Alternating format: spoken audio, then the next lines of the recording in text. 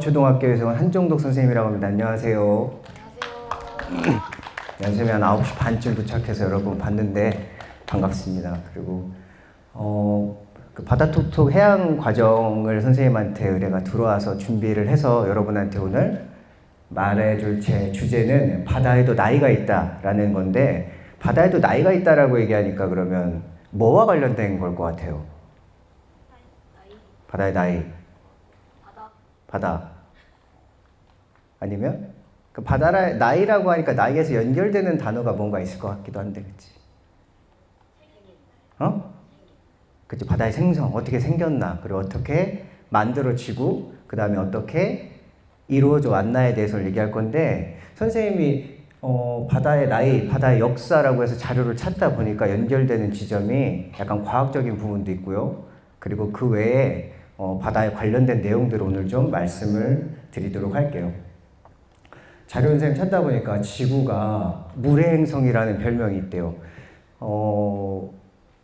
뭐 나로 위성도 발사하고요, 그렇지? 인공위성 발사해서 바깥에 우주선에서 지구를 촬영을 하게 되면은 어떤 색깔로 보일까?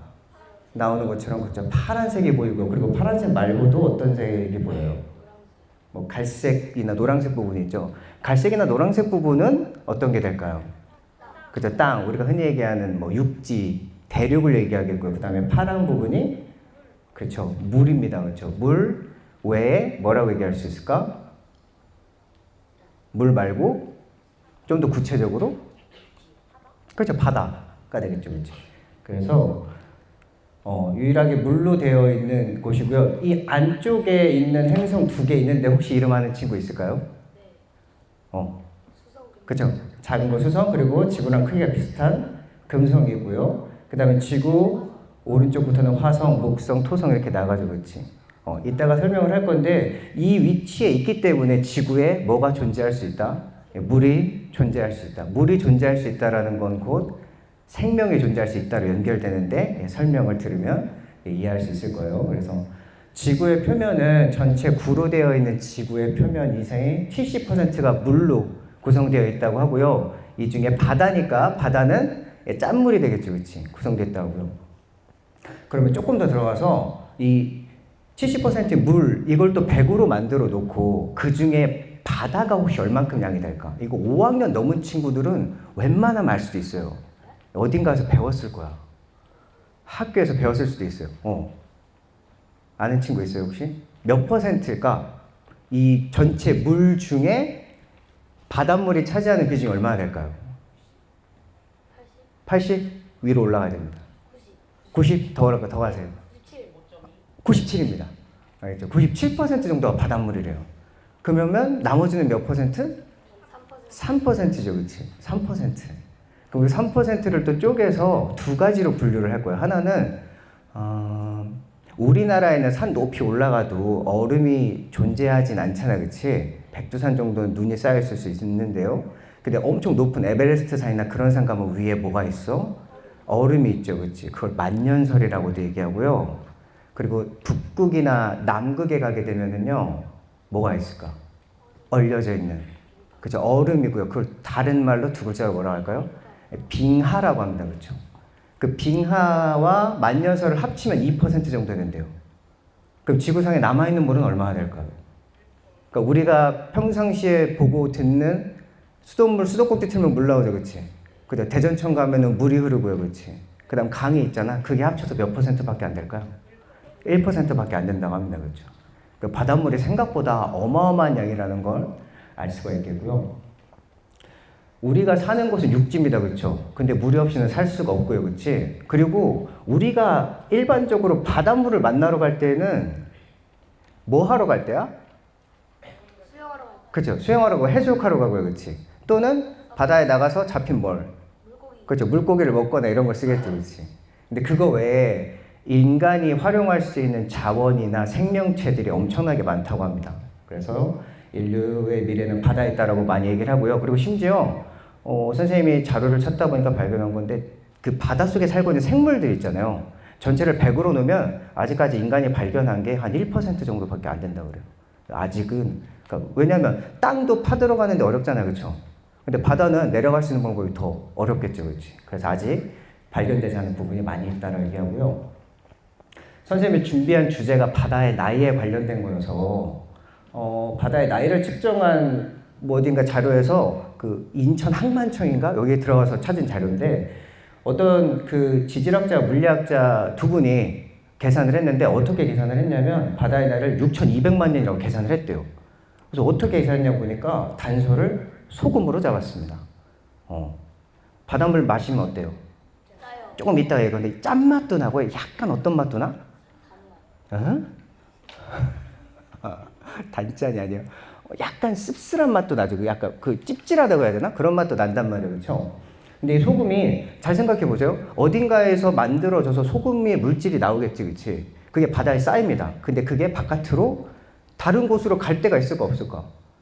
어딘가 물이 흘러내려서 강물을 이루고요. 그 강물이 흘러서 맨 마지막에 바다에 도착해. 그럼 그 바다로 도착한 소금이 다른 데로 배출되기는 양이 많지 않다고 그래요. 그래서 바다로 흘러 들어가는 소금의 양과 원래 있던 양, 빠져나가는 양을 계산해서 대략적으로 계산했더니 6,200만 년이라고 산출을 해서 계산을 했다고 해요. 근데 조금 이어서 선생님이 설명을 할 건데 그렇다고 하면은 바다 나이가 이거밖에 안 됐을까? 어떻게 생각해요?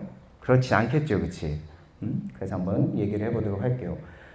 이따가 얘기할 건데 지구가 만들어진 지 몇 년이라고 얘기해요, 혹시? 기본 지식으로 알고 있는, 상식으로 알고 있는 친구들 있나? 48이라고도 얘기하고요. 조금 아래로 내려갑니다.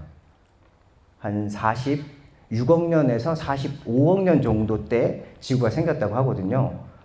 그리고 나서 지구에 바다가 생겼다라고 하면 지구에 일단 물이 생겨야겠지, 그치? 그 과정에 대해서 일단 얘기를 해보겠습니다. 자, 바닷물이 나왔으니까, 바닷물 성분을 좀 알아보고 갈게요. 바닷물의 주성분은 뭐라고 써 있어요? 염화, 소듐이라고 되어 있는데 이거 우리가 흔히 아는 말로 염화 나트륨이란 말 들어봤어요? 혹시? 염화 나트륨? 이게 뭘까? 우리가 먹는? 그죠, 소금입니다. 이걸 염화 소듐, 나트륨이라고 하고요. 그리고 염화 마그네슘이라고 얘기를 해요. 그래서 일반적으로 집에서 요리할 때 소금 넣어서 먹잖아요. 그래서 염화 나트륨은 짠맛을 좀 낸다고 하고요. 염화 마그네슘은 무슨 맛? 쓴맛을 좀 낸다라고 얘기를 한다 그래요. 그래서 바닷물 구성 성분표를 선생님이 좀 찾아봤는데 쭉 봤더니 거의 4분의 3 이상이 짠맛을 내는 염화 나트륨이라고 얘기를 하고요. 아까 쓴맛을 조금 낸다라고 하는 염화 마그네슘이 거의 합쳐서 90% 가까이 차지한다고 합니다. 나머지 물질들이 있고요. 그럼 이렇게 바닷물의 구성 성분이 어떻게 바다로 흘러 들어가느냐? 일단은 지금 이제 장마가 끝난 지 얼마 안 됐는데 불과 한 1, 2주 전까지만 해도 비가 엄청나게 많이 왔죠. 그치? 그럼 하늘에서 뭐가 내려요? 내립니다. 비가 내리면 인간이 만들어 놓은 시설물이 아스팔트에서는 그냥 흘러 내려가지만 보통은 어디로 흘러 들어갈까? 그죠? 강으로 흘러 들어가기도 하고 일단 땅으로 스며들기도 하고요. 그러면서 토양에 있는 성분들을 가지고 간대요. 그죠? 염화 나트륨, 지금 봤었던 뭐 칼슘, 마그네슘, 나트륨 이런 것들이 흘러 들어가기도 하고요. 또는 이렇게 보면은 어디인 것 같아요? 화산. 화산인 것 같고, 그죠? 바닷속에 있는 해저입니다. 그 해저에서 땅 아래를 뚫고 마그마가 올라오면서 그때 굉장히 뜨겁기 때문에 수증기가 나오기도 하고요. 또는 땅 안에 있는 물질들이 같이 나오기도 한대요. 그래서 그 물질들에도 이 짠맛을 생성하거나 바닷물의 성분이 되는 것들이 들어있다고 한답니다. 자, 여기 정도 얘기를 했고, 이제는 바다가 나이가 있으려면 바다가 만들어져야 되고요. 그렇지? 바다가 만들어지기 전에는 물이 생성이 돼야 되고요. 물이 생성이 되기 전에는 지구가 만들어져야겠죠. 그래서 그 지구가 만들어지는 과정을 조금 이야기를 해볼게요. 빅뱅이라고 해서요. 선생님이 아는 빅뱅은 안타깝게도 이거 말고 뭐가 더 친숙하냐면 여러분은 잘 모를 거야. 뒤에 그죠? 아이돌 가수 빅뱅 있어, 그렇지? 근데 이 빅뱅이라는 게 과학적 용어로 뭐라고 하냐면요. 태초에 아무것도 존재하지 않았을 때 우주가 요만한 점에서 시작돼서 엄청난 대폭발을 일으켰대요. 그렇게 대폭발을 하면서 무언가 물질들이 만들어졌는데 대부분이 그 가스라고 하는 뿌연 연기 같은 것들 있잖아. 그리고 뭔가 먼지 같은 것들이 만들어졌대요. 그렇게 만들어진 물질들이 뭐라고 하냐면 성간 물질이라고 한대요. 이 성간 물질이 거의 대부분 두 가지인데 방금 얘기했던 그 가스하고 그 다음에 약간의 먼지. 성분상으로는 가스가 99%라고 그러고요. 먼지가 1%라고 한답니다. 그래서 그것들이 존재하다가 어떤 여타에 의해서 바람이 불거나 아니면은 모이는 작용에 의해서 얘네들이 군데 뭉치기 시작을 해요. 그렇게 해서 엄청나게 크게 뭉쳐진 거는 세 번째 우리 은하계 태양계에 있는 태양이 되겠고요. 하나는. 그리고 아까 봤던 수성, 금성 넘어가서 지구도 만들어지게 됐다고 하고요. 지구하고 태양의 크기를 비교해 보면요. 여기 130배가 아니라 몇 배래? 130만 배래요. 그러니까 크기 자체가 가늠이 안 됩니다. 그렇죠, 사실. 선생님도 찾아봤는데 이게 뭔가 싶어요. 그지? 자, 그렇게 됐고 또 하나의 굉장한 차이는 태양계에서는 여전히 표면에서 막 이렇게 폭발을 하고 있대요. 근데 지구는 그에 비해서 굉장히 안정적인 상태로 유지가 되고 있다고. 그게 왜 그러냐면 생명체가 살 수 있는 물이 생성이 되어 있고요. 그리고 태양빛을 막아주는 뭐가 감싸고 있어서 대기가 감싸고 있어서 그렇다고 얘기를 합니다. 자, 지구가 어떻게 생겼는지 빅뱅부터 지구 생성까지 한번 간단히 봤고요. 그 다음으로는 자, 지구가 탄생이 돼서 물이 그럼 어떻게 생겼냐에 대한 얘기를 해볼 건데요. 여러 가지 설이 있대. 대략적으로 선생님이 찾아온 건 한 4가지 정도가 됩니다. 일단 여러분이 화면에서는 3가지를 보고 있는데 첫 번째는요. 자, 지구가 만들어질 때 가운데 핵이 만들어지고요. 그리고 근데 거기는 액체가 있고요.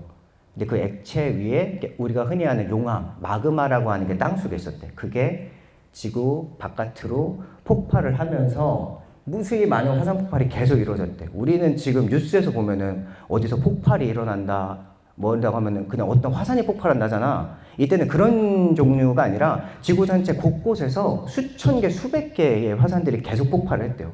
하면서 아까 얘기했지만 가스가 나오겠죠, 그렇지? 그러니까 그 가스들이 어떻게 빠져나와서 어디로 올라갈까? 그죠? 하늘 위로 올라갑니다. 그렇죠? 그럼 5, 6학년 친구들 아마 배웠거나 배울 예정인데 그렇게 하면은 위에 뭐가 생길까? 그쵸, 공기층. 2글자로 하늘에 뭐가 껴요? 그쵸, 구름. 구름에 의해서 비가 만들어지나. 그게 계속 내렸다는 거지. 그렇게 엄청나게 많은 화산 폭발이 이루어지면 거기서 엄청나게 많은 수증기가 발생이 되고요. 걔네가 계속 구름을 만들어서 비가 계속 내리기 시작합니다. 몇 년 전에 한 57일 막 장마 오고 이런 적 있잖아요. 그런 거랑 비교할 수 없게. 여기서 얘기하는 단위는 몇십 년? 이런 단위가 아니라 몇만 년 단위로 이런 게 이루어졌다 그래요. 그래서 엄청나게 많은 물이 내려서 육지 위에 쌓이게 되니까 그게 바다를 이루었다, 물을 이루었다라고 하는 게 한 가지가 있고요. 두 번째는요. 이건 조금 이따 조금 자세하게도 얘기를 할 것 같은데 지구 밖에서 온 요인인데 지구가 애초에 만들어지면서 뭐가 해성이나 운석들이 지구에서 엄청나게 충돌을 많이 했대요. 그럼 어딘가에 걔네가 대기를 뚫고 들어와서 땅에 부딪혀서 잔해가 남아있겠죠. 그래서 지질학자라고 보통 얘기하죠. 그런 분들이 이걸 성분을 조사하다가 이거는 우주에서 온 것 같다. 그래서 그거를 갖다 놓고 현미경이나 이런 장치로 연구해 본 결과 그 안에 대기 성분 중에서 그 안에 물입자가 있었다는 거야. 그럼 엄청나게 많은 해성들이나 윤석들이 가서 지구에 충돌을 했잖아, 그렇지? 거기에 뭘 담고 왔다? 물 담고 와서 그 물이 배출이 되어서 바다를 이루었다라는 견해도 있고요. 그 다음에 세 번째는 이건 굉장히 최근에 이루어진 연구 결과라 그래요. 아까 방금 얘기한 지구의 운석, 그러니까 이 콘드라이트라는 운석이 있는데 이게 지구를 최초에 만들었던 성분하고 거의 일치한대요. 근데 얘를 어렵게 발견을 해서 얘도 보니까 이 안에 수소가 엄청나게 많이 들어있대. 수소 들어봤죠? 산소도 들어봤죠? 그지? 수소랑 산소가 합쳐지면 뭐가 될까? 물이 됩니다. 물을 H2O라고 하는데 H가 수소고요, O가 산소거든. 그러니까 지구상에 산소가 있겠지, 그치? 조금 있다가 이제 식물들 얘기할 건데 그 식물들이 호흡을 하면서 광합성을 하면서 뭘 만들어낼까? 산소를 많이 만들어냅니다. 그러니까 그 산소들이랑 이 운석에서 나온 수소랑 합쳐져 가지고 엄청나게 많은 물이 만들어졌다. 그게 뭘 이루었다? 바다를 이루었다라고도 하는 설이 있습니다. 이 네 번째는 아까 봤던 건데요. 핫, 굿, 콜드라고 되어 있는데 아까 얘기했던 것처럼 태양에 너무 가까운 수성, 금성은 물이 생겼다 하더라도 얘네가 어떻게 돼버려? 그렇죠. 다 말라서 날아가 버려요. 그래서 굉장히 건조하고 뜨거운 상태라고 그러고요. 그 다음에 지구 너머의 화성부터의 오른쪽에 있는 행성들은요. 어떻게 되어 있다고 할까? 태양에서 멀기 때문에 얘네가 물 상태로 존재할 수가 없다라고 그래요. 그래서 지금도 지구에서 뭐 보이조나 이런 그 우주선들을 이렇게 태양계 바깥으로 보내잖아요, 그렇죠? 보내서 그쪽에 가서 뭘 탐사하냐면 여기에 물의 흔적이 있다, 그러니까 얼음이 있는가를 찾아내고 있다 그래요. 근데 지구는 다행스럽게도 이 행성들의 거리상으로 태양하고 굉장히 적당한 거리에 있어서 뭐 하기가 쉽다. 물 자체로 존재할 수가 있었다. 그래서 생명체도 발달할 수 있었다라고 했고요. 지금 나오는 거는 조금 어려운 내용인데 선생님도 좀 어려웠어요. 그래서 아까 얘기했던 여러 가지들 중에 여기 있던 두 번째 지구박 요인을 잠깐만 설명을 할게요. 지구가 만들어진 건 45억 년이라고 했는데 그리고 나서 한 5억 년, 6억 년 동안은 아무런 상태 없이 그대로 지속이 되다가 39억 년쯤에 엄청나게 많은 수의 유성들이 떨어졌대. 근데 아까 얘기했던 것처럼 그 안에 소금 모양의 결정인데 이게 물입자라고 합니다. 이것들이 들어와서 2천만 년이래요. 2천만 년간 유성이 떨어져서 그 물들이 계속 쌓여서 생겼다라고도 하고요. 액체 상태의 암석이 여기서 액체 상태의 암석은 뭐랄까 풍 폭발에 나오는 거라고 하니까 뭐가 될까? 선생님이 얘기한 건데, 그치 마그마가 되겠지, 그치? 걔들 마그마가 나오면서 요런 나온 그 화산의 그 잔재물들이 이제 섬을 형성을 하겠고요. 그 중에 큰 거 작은 거 있는데 얘네들이 움직이면서 붙어서 뭐가 됐다? 대륙을 생성했다라고 합니다. 근데 이때 당시에는 화산 폭발이 계속되니까 굉장히 뜨거울 거 아니에요, 그렇죠? 그러니까 너무 뜨거워서 생명체가 살기에는 적당하지 않았대요. 그리고 한 38억 년 중에 유성들이 갖고 왔는데 이때는 처음에는 물입자만 갖고 오는 유성인데 어떤 다른 종류의 유성이 지구에 충돌하게 되면서 그 안에 생명체를 합성할 수 있는 미네랄이나 단백질, 아미노산 같은 경우가 와서 이미 물은 만들어져 있겠지, 그치? 그 안에 뚫고 들어가서 해조로 이런 물질들을 가져왔대요. 그렇게 해서 여기서 여타의 원인이나 작용에 의해서 최초의 생명이라고 했는데 우리 지구상의 생명이 엄청나게 많고요. 바다에도 엄청나게 많습니다. 그럼 최초의 생명의 형태는 뭐였을까? 그렇죠. 식물은 더 안으로 들어가야 됩니다. 더 초보적인 형태로 가야 돼요. 나무, 풀 더 들어가세요. 그러니까 눈으로도 볼 수 없는 굉장히 미세한 우리 그런 거 배우잖아. 뭐 박테리아, 뭐 세균 이런 거 들어봤죠. 그래서 태초의 형태가 합석이 됐다라고 하는 거야. 그래서 여기 보면 스트로마톨라이트라고 되어 있는데 생물이라고 해놓고 이 글이 뭐처럼 생겼어요? 그 돌 같지, 그렇지? 근데 이게 뭐가 되냐면 그런 세균들 위에 그 바닷물에서 있는 찌꺼기나 이런 입자들이 위에 점점 쌓여가지고 이런 형태를 만들었대요. 그러니까 이게 이 안에 세균들이 같이 붙어있는 형태, 굉장히 초기적인 형태라고 얘기를 하고요. 이게 한 35억 년 전쯤에 최초로 이게 만들어졌다고 합니다. 그렇게 나와있던 최초의 생물들이 계속 합쳐지고 발달해서 이게 한 4억 년 전쯤에 고생대의 쿡소니아라는 건데 이건 약간 원시 형태여서요. 지금처럼 이렇게 꽃이 이렇게 뭐 암술수술에 있는 게 아니라 포자로 번식하던 형태였다고 얘기하고요. 얘는 물가에만 살 수밖에 없었대요. 그때까지는 아직은 그 발달 정도가 낮아서. 그 다음에 아키오테리스는 찾아본 결과 한 3억 7천만 년 전쯤 만들어졌는데 최초로 뭐의 형태를 띠기 시작했어? 딱 보면 그렇죠. 나무 형태를 띠기 시작합니다. 한 8m 가까이 자랐다고 하고요. 그리고 얘네가 최초로 이제 지구상에 무슨 색깔을 입히기 시작해? 초록색을 입히기 시작합니다. 숲을 이루기 시작했대요, 얘네들. 그리고 나서 더 발전된 형태로 레티도, 랜드로, 뭐 3억 년 전쯤이라고 하는데 얘는 건물 한 10층 높이까지도 자랐다고 그래요. 자, 아까 선생님이 앞부분 쪽에 한번 얘기했는데 이제 식물이 생겨서 지구상에 그렇죠. 그 식물이 생기면 얘가 태양에서 햇빛을 받아서 광합성을 하고 나면 뭘 배출할 수 있을까? 이걸 4학년도 배웠어요. 왜 나무를 많이 심을까, 사람들이? 그렇지, 산소를 공급해. 그러니까 이제 생명체가 더 살기 좋게 산소가 엄청나게 많이 공급이 되는 거야. 그래서 얘가 띡 나오는데 얘 뭐라고 써 있어요? 메가네오라는데 무슨 종류 같아? 동물 중에서요. 그 잠자리야 곤충류 같죠, 그렇지? 왼쪽은 발견된 화석의 형태고요. 그걸 토대로 복원도를 그린 게 오른쪽입니다. 그래서 얘는 이 날개 끝쪽에서 끝쪽까지가 얼마 정도까지 되는 곤충이었냐면 얘는 70cm였대요. 그러니까 대략 한 요 정도까지다. 이 정도 나오겠죠, 그렇지? 그러니까 이때가 가장 곤충이 발달했었던 상태라고 합니다. 그러니까 이때는 이거 이상의 고등동물이 존재하지 않고요, 그렇지? 식물하고 이런 곤충들이 지구에 존재하던 때라고 그래요. 여기까지가 이제 선생님이 이제 바다의 역사나 이쪽에서 관련된 내용을 좀 설명을 해줬고요. 남은 시간은 바다에 관련된 정보나 이런 것들을 좀 얘기를 해보도록 하겠습니다. 하늘을 봐도 파랗게 되죠, 그렇지? 파랗게 보이죠, 그렇지? 구름이 끼지 않으면 그게 왜냐면 빛이 빨주노초 파남보 몇 가지를 가지고 있대요? 7가지 색깔을 갖고 있대요. 분해를 해보면 그 중에 뭐가 반사, 산란이 돼서 파란색만 돼요. 바다도 마찬가지예요. 이 파란색이 파장이 좀 짧다 그런다고 합니다. 자세한 내용인데 빨간색이나 주황색에는 파장이 좀 길고요. 근데 하늘이나 바다에 가면요, 요 짧은 파장의 빛들이 밑에까지 쭉 내려갈 수 있대요.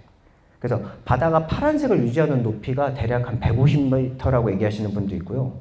한 300m라고 얘기하시는 분도 있는데 그러면 150에서 300m까지 바다가 그래 파란색, 점점 진한 파란색이 되겠지? 근데 그 아래로 내려가면 무슨 색이 될까? 어떨 것 같아요? 무슨 색깔일 것 같아? 남색? 색깔이 없다. 검정색, 그치? 왜냐면 7가지 색깔들이 도달하지 않을 뿐더러 다 흡수돼 버리는 거예요. 그래서 밑에는 아예 검정색이라고 합니다. 자, 다음으로는 바다의 수심을 한번 좀 볼게요. 바다의 평균 수심이라고 그랬는데 얼마라고 써 있어요? 4,117m래. 바다의 모든 지형들을 이렇게 탐사를 해가지고요, 쭉 평균을 내봤더니 바다의 깊이가 4,000m 정도 된대요. 우리 서해 바다나 남해 바다는 좀 얕은 편이래. 몇십 미터의 깊이라고 하고요. 동해 바다는 100m 이상이라고 합니다. 그래서 해수욕을 실제로 하러 가봐도 서해는 얕은 물이 계속 좀 오래되거든요. 근데 동해 바다는 어느 순간 훅 깊어지는 지형이 있다 그래요. 근데 평균적으로 4,000m래. 여담인데요. 한 달 전쯤, 한 보름 전쯤에 뉴스가 하나 나왔어. 타이타닉호라고 여러분 혹시 알아요? 그 1910년대쯤에 영국에서 이렇게 미국으로 가던 배인데 그게 가라앉았어, 그렇지? 근데 그게 가라앉은 잔해를 누군가 발견하고 이걸 관광 상품으로 만들어서 어떻게 그 잠수함을 타고 내려가서 하는데 그 잠수함도 이번에 사고가 나서 사람이 죽었다고 했습니다. 근데 그 타이타닉호의 잔재가 묻혀 있는 높이가 한 4,000m 정도 된다고 하는데요. 굉장히 낮겠죠, 그렇지? 이렇게 돼 있다고 하고요. 밑에 가면은요, 마리아나 해구라고 되어 있는데 이거는 전 세계에서 이 지형을 보면요, 이 평균 수심인데 밑으로 뚝 떨어지는 부분이 생기잖아요, 그렇지? 그러니까 이거는 지형이 만들어지는 과정에서 생성된 바다 지형인데 위에서부터 쭉 쟀을 때 가장 깊게 들어가는 데가 마리아나 해구인데 11,035m라고요. 그러니까 한 12km 밑으로 내려가는 겁니다. 에베레스트 산하고도 비교해봤을 때도 더 밑으로 내려간다라고 이렇게 얘기를 합니다. 그래서 이렇게 아까 여기는 마리아나 해구처럼 생긴 해구도 있고요. 그 다음에 우리나라나 이 뭐 한반도 쪽에 분포하는 계룡산, 뭐 봄은 산이 있고요, 그렇지? 산과 산들이 연결돼서 쭉 형성하는 걸 뭐라고 할까? 산맥이라고 하죠, 그렇지? 그래서 머리에 딱 떠오르는 산맥 뭐가 있어요, 여러분? 태백산맥 이런 거 있고요. 뭐 소백산맥 이런 게 있겠지, 그렇지? 그런 것처럼 바다도 물 아래에 있는 지형이기 때문에 위에랑 비슷한 지형이 나타나서 여기도 산맥이 있다 그래요. 그래서 이 산맥은 한 2,500에서 3,000m고요. 길이로 치면 8만 km인데 이게 지구 둘레가 2바퀴 정도 돌아간다는 거라고 얘기를 합니다. 그 해저 분화구는요, 사람들이 많이 놀러 가는 그 지역이 뭐가 있을까? 섬. 나 어디 섬에 갔다 왔어? 제주도 많이 가고요. 그 다음에 뭐 진도, 울릉도도 있고요, 그렇지? 그런 섬들이 어떻게 생긴 거냐? 아까 처음 얘기했던 그 화산 폭발에서 생긴 거예요, 그죠? 근데 그게 화산이 돼서 이렇게 올라오지 못하고 바다 밑에 지역에서만 폭발하고 마는데 그 분화구도 이런 지형들이 있다고 합니다. 그래서 이런 거는 한 300도 정도 온도가 나간다 그래요. 자, 선생님한테 시간이 좀 얼마 안 남았는데, 자, 바닷물을 마시지 못하는 이유에 대해서 설명을 좀 해보겠습니다. 자, 아까 바닷물의 성분에 뭐 염화, 나트륨, 염화, 마그네슘 뭐 이런 거 있었잖아, 그렇지? 그런 거를 다 통틀어서 두 글자로 소금 염자를 써서 염류라고 한대요. 그래서 이 염류가 짜잖아, 그렇죠? 그러니까 바닷물의 3%래. 간단히 얘기하면 바닷물 100g을 뚝 뜨잖아? 그 안에 소금이 몇 g 들어있다? 3g 들어있다라고 얘기를 한답니다. 우리 몸에서도 어느 정도 염류가 존재를 한대요. 근데 우리 몸에서 0.9%래. 그래서 바다에 난파된 사람들이 마실 물이 없으니까 너무 목이 마르니까 어떡해. 바닷물을 마시려고도 막 하잖아요. 근데 마시면 안 된다. 더 몸이 안 좋아져서 죽는 이런 얘기를 하잖아. 근데 왜 그러냐면 우리 몸에 여러분 소변을 보기 위해서 미리 노폐물을 걸러주는 기관이 있습니다. 그죠? 그거를 신장이라고 하는데 그 신장에선 2%까지 걸러준대요. 근데 우리 몸에서는 0.9%만 존재하고 근데 바닷물은 3%짜리가 들어오니까 일반적으로 몸의 기능을 유지시키면서 2%까지니까 뭐가 남아? 1%가 남지. 근데 이거는 넘치는 양이니까 몸에서 또 배출해야 되잖아. 그러면 염류는 그냥 배출되는 게 아니라 소변은 뭘로 이루어져 있어요? 대부분이. 물로 이루어져 있죠. 그러니까 어떻게 돼? 이 남는 염류를 더 몸 밖으로 배출시키려고 하면은 몸에 있는 뭘 더 꺼내서 가져가야 되는 거야. 물을 더 가져가야 되는 거야. 그렇지? 그래서 바닷물을 마시면 마실수록 몸에 물이 남아있는 게 아니라 물이 더 어떻게 되는 겁니까? 빠져나가서 먹지 않는 상태보다 몸이 더 훨씬 안 좋아지는 겁니다. 그래서 먹지 말라고 얘기를 하고요. 그래서 그 내용을 좀 얘기를 드렸습니다. 그 다음은요, 바닷물이 얼지 않는 이유를 얘기하는데, 겨울 되면요, 뭐 이렇게 강가 막아놓고 스키장도 만들기도 하죠, 그렇지? 그래서 순수하게 물이 어느 온도는 우리가 알고 있습니다. 0도라고 하는데, 바닷물은 요 염류 같은 것들이 섞여 있기 때문에 영하 0.91도래요. 그러면 생각해보면 우리 날씨가 막 영하 10도일 때도 있고 영하 20도, 30도 가잖아. 그 바닷물이 얼 것 같은데 온도 차이가 엄청나게 나니까. 근데 왜 안 올까? 해보니까 바닷물 아까 얘기했죠. 양이 어떻다 그랬어. 어마어마하게 많다 그랬잖아. 바닷물은 끊어져 있지 않습니까? 뭐 홍해나 흑해나 사해처럼 이렇게 가둬져 있는 바다도 있지만 뭐 태평양, 대서양, 인도양 이런 것들은 다 연결되어 있는 바다잖아요. 그러니까 그게 한꺼번에 다 흐르고 있으니까 어떻게 돼? 얼기가 어렵다. 그리고 겨울이 지나고 나서 다른 계절이 오기 때문에 따뜻해져서 얼기가 어렵다고도 얘기를 하고요. 그리고 뭐가 쳐요? 바다에 가면 이렇게. 파도가 치잖아, 그렇지? 가만히 있는 물은 얼기가 쉽지만 계속 움직이는 물은 얼기가 어렵겠지, 그렇지? 그래서 그런 요인도 있다라고 합니다. 조금만 더 설명할게요. 자, 요거까지만 하면 될 것 같아요, 오늘은. 자, 그럼 마지막으로 선생님 말씀드릴 거는요. 지구에서 바다가 사라진다면 어떻게 될까? 그럼 일단 바다가 하는 일, 그래. 해수욕도 가고요. 하지만 그거 이외에 바다가 하는 작용들이 굉장히 인간에게 필요한 작용들이 있습니다. 크게 두 가지인데요. 하나는 물을 공급해 주는 게 있고요. 또 하나는 날씨를 조절해 주는 게 있습니다. 바다는 육지보다 천천히 데워지고 천천히 식어서요. 뜨거운 여름에 그래서 사람들이 왜 더우면 어디로 가? 바다 가거나 강가로 가잖아, 그렇지? 왜? 그 물이 더 훨씬 어떠니까? 시원하니까. 양 자체가 엄청나게 많고 덜 데워지기 때문에 열을 갖고 있을 수가 있어요. 흡수할 수 있으니까 시원합니다, 그렇죠? 그리고 아까 얘기했던 것처럼 바닷물이 증발돼 올라가서 구름 만들어서 내려주니까 필요한 곳에 뭐도 내리게 된다. 눈도 내리고 비도 내리게 됩니다. 그렇죠? 그래서 여름에는 지구를 식혀주는 작용을 하고요. 반대로 겨울이 되면 땅은 굉장히 빨리 식어서 바닷물보다 더 차가워져요. 그래서 실제로 기온을 재보면 5학년 학생들은 배웠을 텐데 동일한 위도상에서 내륙에 있는 춘천이나 뭐 서울 이런 땅보다 동쪽에 있는 강릉, 바닷가에 붙어있는 강릉이 훨씬 따뜻하다고 합니다. 그게 이 바다의 작용 때문에 그렇고요. 그래서 겨울에는 그 열을 내보내줘서 차가운 육지를 좀 데워주는 역할을 하게 됩니다. 그래서 날씨 그리고 지구 전체 물순환에 큰 역할을 하고 있다라고 얘기를 하고요. 그래서 이 바다가 사라진다면 어떤 일이 되겠냐? 자, 바다가 없어지게 되면요, 온난화의 원인이 되는 탄소를 바닷물이 좀 이렇게 흡수해주는 역할이 있는데 그것도 못하게 돼. 그럼 바다가 더워지겠죠. 기후변화가 생겨서 설국열차에 나오는 것처럼 얼음으로 뒤덮일 수도 있고요.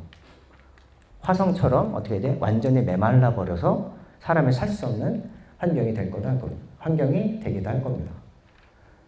자, 바다가 사라지면 바다에 있는 물고기나 해산물도 못 먹게 되겠죠, 그렇지? 재미있는 통계가 있는데요. 여기 보면요, 우리나라 1인당 연간 수산물 소비량이 58.4kg인데 이게 전 세계 몇 위 정도 될 것 같아요? 1위. 예, 1위입니다. 근데 일본 사람들이 수산물 많이 먹는다고 그러잖아. 근데 전체 양으로 따지면 우리나라 사람들이 제일 많이 먹는데요. 그럼 어떻게 돼? 바다가 사라지면 당연히 해산물도 못 먹게 되겠죠. 그럼 육지에 있는 걸로만 해결을 돼야 되니까 식량난이 초래되기도 할 거고요. 우리나라가 물건을 사고 팔 때 우리는 어때? 북한 땅 쪽으로는 이용할 수가 없기 때문에 뭐만 이용해야 됩니까? 바다만 이용해야 되겠죠, 그렇지? 근데 해상 운송을 할 수가 없어서 전 세계에서도 뭐 물건 수출하고 수입할 때 물건을 갖고 다닐 때가 89.4%인데 우리나라는 99.7%라고 합니다. 그러니까 바다가 없으면 뭐 거기가 땅으로 되면 뭐 땅으로 가겠지만 효율이 엄청나게 낮아지겠죠, 그렇지? 그래서 나이라는 걸 찾아내갖고 찾아보다가 물고기 나이가 좀 나오더라고요. 그래서 여러분한테 물고기 나이를 어떻게 세는지. 사람의 나이는 어떻게 세요? 그냥 혼자 세요. 그렇지. 1년 지나게 되면 1년마다 한 살씩 먹게 되잖아요. 그렇죠? 그래서 정해진 나이를 먹게 되는데 얘네는 나이를 어떻게 생각? 어종별로 평균 수명이 다르다고 합니다. 자, 얘는요. 멸치입니다. 멸치는 1년 반 정도 산대요. 근데 우리가 먹는 거 요만한 거 먹잖아. 그렇죠? 근데 국물 내는 큰 멸치도 있고요. 생각보다 잡으면 커요. 그 다음에 얘는 고등어. 꽁치입니다. 꽁치인데 얘는 한 2년 정도 산다고요. 그리고 대구나 방어 이런 것들은 10년 이상 산다고 하는데 그래서 이 물고기 나이는 일단 일반적으로 물고기 나이를 세는 방법은 혹시 아는 사람 있나? 선생님도 찾기 전에 몰랐어요. 아가미. 아가미 겉에 붙어 있는 비닐. 비늘입니다. 그래서 자 나무의 나이는 우리가 알고 있습니다. 뭘로 잴까요? 나이테로 잽니다. 그래서 물고기는요, 요 비늘에 있는 비늘 안에 나이테처럼 모양이 있대. 그걸로 잰다라고 합니다. 자, 사계절이 있죠, 그렇지? 식물이 언제 쑥쑥 자랄까? 1년 중에. 여름. 그러니까 여름, 봄, 여름에 가장 많이 자라겠지, 그렇지? 그래서 실제 나이테상으로도 봄, 여름이 많을 때 이렇게 크게 자랍니다. 자, 그래서 물고기도요, 봄, 여름에 뭐 이것저것 많이 먹고 성장을 하기 때문에 폭이 넓게 되고요. 겨울에는 먹이를 많이 먹지 않기 때문에 이렇게 폭이 좀 작다 그래요. 그래서 이걸로 할 수 있고요. 그러면 마지막입니다. 비늘이 없는 건 어떻게 될까? 살로 잘라서. 그 어른들 중에 이석증이라는 거 있는데 이석이 뭐냐 귀 안에서 균형을 잡아주는 돌멩이가 있대요. 근데 이게 이 잘못된 곳 장소에 있으면 어지러워서 사람들이 누워 있어야 되거든요. 물고기에도 이게 있답니다. 이게 있대요. 그래서 이 이석을 근데 굉장히 작을 거 아니야, 그렇지? 근데 이걸 어떻게 하느냐? 반으로 잘라내서 놓고 현미경으로 관찰을 하면요, 이렇게 띠가 보인다 그래요. 3개, 4개씩. 그 나이를 측정하는 게 가능한데, 근데 이거는 특이하게 하루에 하나씩 생긴대요. 그렇다고 합니다. 그래서 이걸 아주 정밀한 기계 현미경으로 보게 되면은 어떻게 된다? 엄청나게 많기 때문에 그래서 얘가 잡은 때부터 언제부터 개수 세면요, 그게 그 자체가 얘가 살아온 날이 되는 거잖아, 그렇지? 자, 그래서 살 수가 있다라고 합니다. 자, 그래서 물고기 나이에 대한 거 2013년에 호주 남부해안에서 이런 물고기가 잡혔대요. 근데 여기서 나온 것 중에 가장 최고는 얘가 84살이었대. 이거 진짜 비늘 갖다가 잰 거겠죠. 그리고 마지막으로는요, 2017년 노르웨이 바다에서는요, 512살로 추정되는 그린란드 상어가 잡혔다고 그래요. 근데 얘는 조금 특이한 방식이었는데 뭐냐면 얘는 1년에 1cm 자란다는 게 이미 연구 결과로 있었나 봐. 그거랑 방사성 탄소 연대 측정법이라고 하는데 그냥 선생님 잘 모르는데 간단하게 어떤 물질이 반으로 줄어드는 데 걸리는 기간이 있대요. 근데 그거 다 나와 있겠지. 그걸로 계산기를 넣어보니까 얘가 몇 살짜리였다? 512살. 그래서 지금부터 돌려보니까요, 임진왜란 때쯤 태어난 애래요. 네, 그런 것 같습니다. 그렇지 않아? 그렇죠? 그보다 전이네. 그렇지.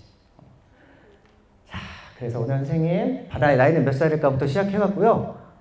바다에 관련된 뭐 정보나 이런 것들을 선생님이 조사해오고 공부해온 내용으로 여러분한테 좀 소개를 해줬습니다. 앞으로 바다에 대해서 관심 많이 갖고요. 선생님 얘기한 거 끝나고 그 교수님 오셔서 다시 강의해 주실 거니까 잘 듣고 돌아갔으면 좋겠습니다. 열심히 들어줘서 고맙습니다.